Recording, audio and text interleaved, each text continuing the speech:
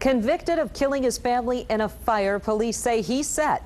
David Gavitt spent 26 years in prison.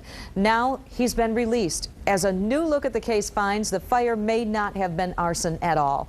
On 24-hour News 8 at 6 o'clock, we heard from Gavitt in his first local television interview since his release. Tonight, we're taking this story even further.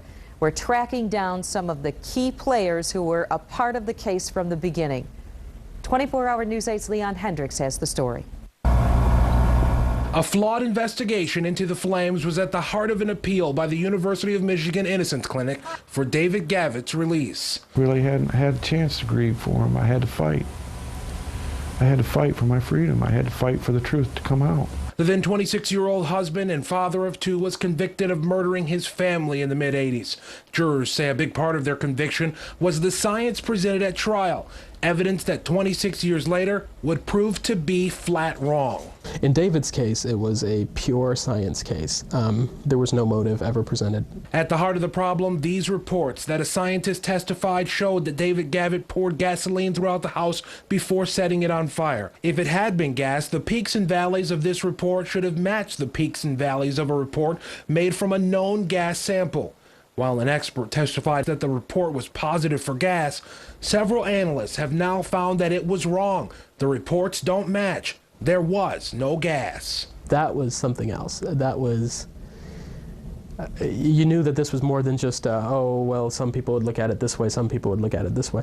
This was really, they got it wrong. News that didn't sit well with a man who served as a juror on the case and helped to decide Gavitt's fate. I made the best decision at the time that I thought I could have. If he's really innocent, that I'm really sorry that we made that decision.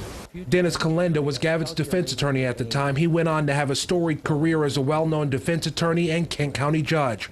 But this case would hold special distinction for him as the only murder case where he full-heartedly felt he saw an innocent man go to prison.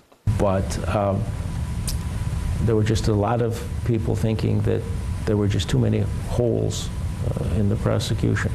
But the jury saw it otherwise.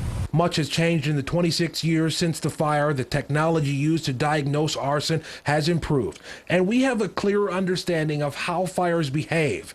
But Gavitt's case is proof of an age-old lesson. Every one of us makes mistakes, and that means that police, juries, judges all make mistakes on occasion. Much has changed for a man whose chances at freedom seemed dashed many years ago.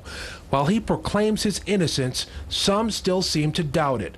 Even the prosecutor, whose sign-off ultimately led to Gavitt's freedom, says there are some things that just don't add up with Gavitt's story. But still, he found the evidence just isn't there to bring charges against Gavitt again. I thought there was no hope. I was going to die an innocent man in prison, I thought. Even in David Gavitt's case, you wouldn't say the system failed him? No, the system just took a long time to work. Leon Hendricks, 24-hour News 8. If you want to see more of Leon's interview with David Gavitt, we have our 6 o'clock story on woodtv.com. We also have a link in our story to the Michigan Innocence Law Clinic, where you can go if you'd like to support its efforts. The clinic is accepting donations on David Gavitt's behalf.